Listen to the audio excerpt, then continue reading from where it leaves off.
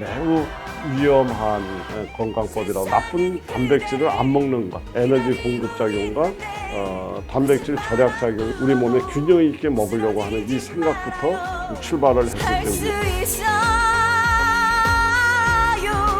충주에서 모자앤 약국과 한국푸드닥터 교육원을 운영하고 있는 한영선 약사입니다.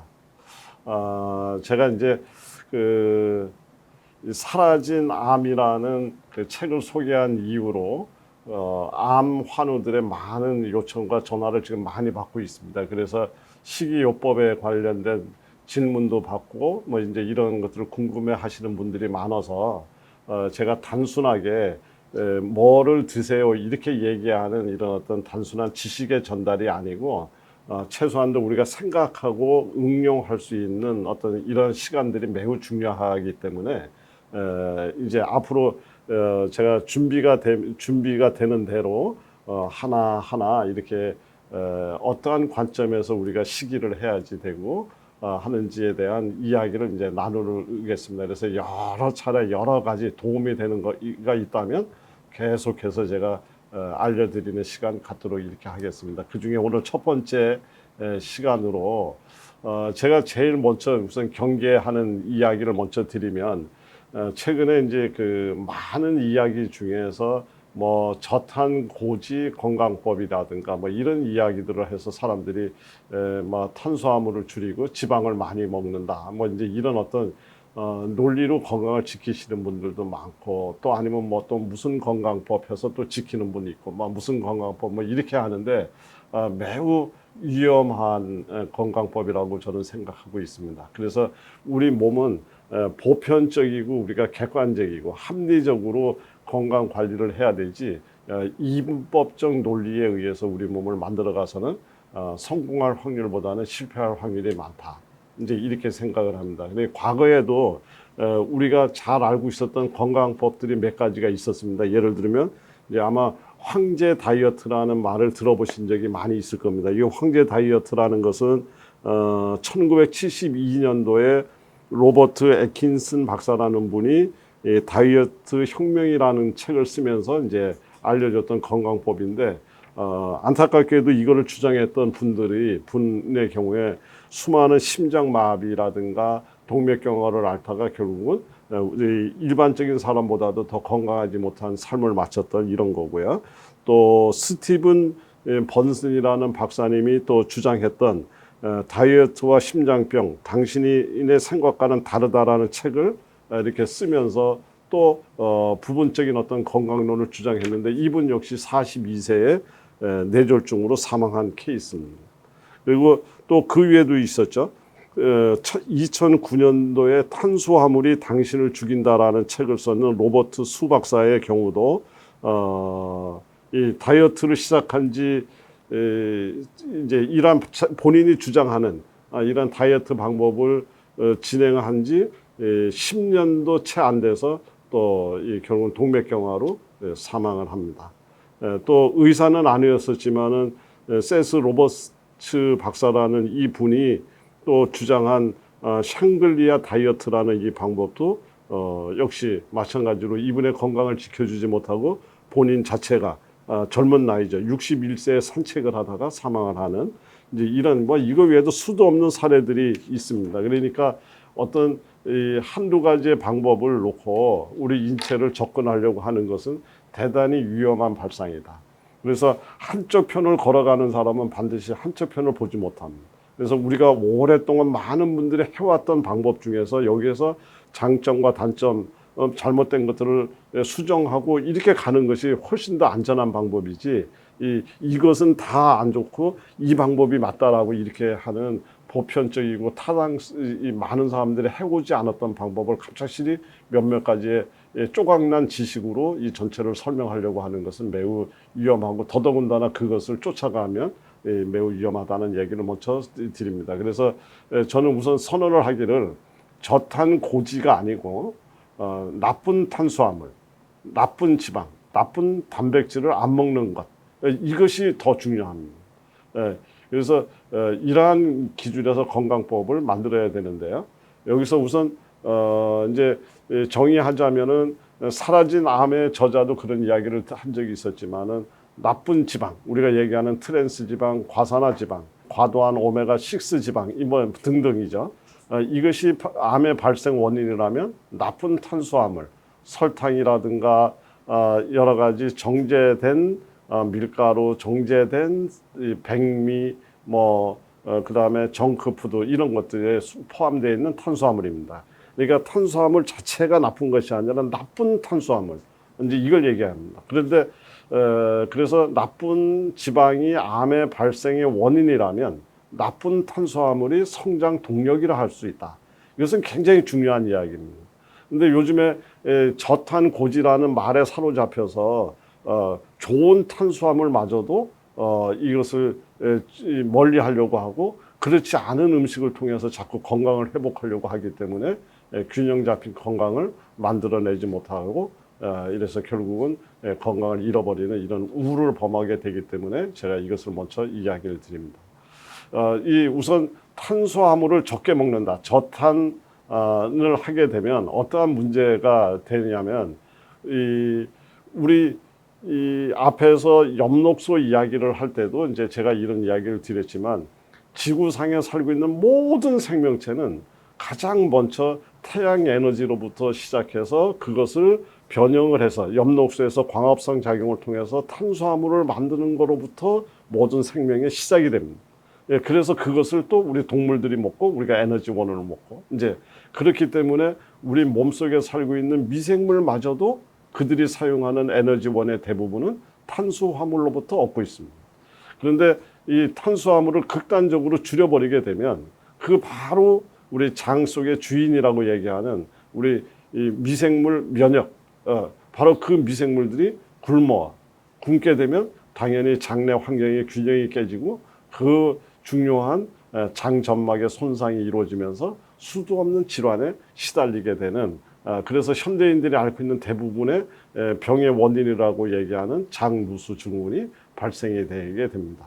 그래서 이제 이러한 것들이 중요하기 때문에 우리가 좋은 탄수화물, 미생물이 좋아하는 탄수화물 이런 것마저도 구분 없이 저탄고지라는 그 네 글자에 집어넣어서 문제를 해결하려고 하면 우리 건강을 잃어버리기가 너무 쉽상이다. 우리가 흔히 얘기하는 식이섬유도 큰 그림에서는 우리는 이 탄수화물이라고 이야기를 합니다. 그래서 식이섬유 중에는 물에 녹는 가용성 식이섬유가 있고 물에 녹지 않는 남용성 식이섬유 이런 것들이 있습니다. 이런 것들의 적정한 균형에 의해서 대장에 살고 있는 미생물들이 만들어주는 여러 가지 물질들에 의해서 우리 장 건강뿐만 아니라 면역이 지켜지고 또 장내의 노폐물들이 바깥으로 배변이 되는 이런 것들을 원활하게 만들어낼 수가 있기 때문에 무조건 되고 탄수화물을 적게 먹어야 된다라는 이분법적 논리는 대단히 당신을 위험한 상황으로 만들어 놓을 수 있다라는 것을 우선 전제합니다. 그래서 장내 생태를 망가뜨리면 지금 염증으로 가고 그 다음에 그것이 이 원인이 돼서 다양한 질환이 발생되고 암, 아토피, 자가면역, 자폐 스펙트럼이라는 것은 우리 자폐아들이 보이고 있는 여러 가지 증상들이죠. 이런 것들은 지금 논문이 넘칩니다. 이것은 이미 이제 그럴 것이다가 아니라 연구가 다 돼 있는 겁니다. 그런데 바로 그 장내 생태계를 유지하는 데는 아주 좋은 탄수화물이 굉장히 주도적인 역할을 한다는 것을 다시 한번 강조를 드리고요. 이제 통상적으로 탄수화물은 우리 몸에 에너지를 만들어내는 데 사용되고 그 다음에 단백질을 절약합니다. 그러니까 우리 몸은 탄수화물이 부족하게 되면 내 몸에 있는 근육이라든가 여러 가지 몸을 이루고 있는 단백질로부터 당을 뽑아내서 탄수화물을 만드는 이 과정을 우리는 포도당 신생 과정이라고 얘기하는데 그렇게 해서 근력이 망가지고 우리 몸에 많은 어떤 문제가 생겨나는데 바로 적절한 탄수화물을 먹음으로 인해서 우리 몸의 구조를 망가뜨리지 않을 수 있다. 이제 그런 얘기가 됩니다. 그래서 정리하면 에너지 공급 작용과 단백질 절약 작용에 주도적인 역할을 하는 것이 탄수화물의 기능이다. 그러면 우리 몸에 필요한 탄수화물은 어느 정도가 될까? 밥 한 공기에 67.5g의 탄수화물이 들어있는 걸로 되어 있습니다. 대략 그런 정도 들어있습니다.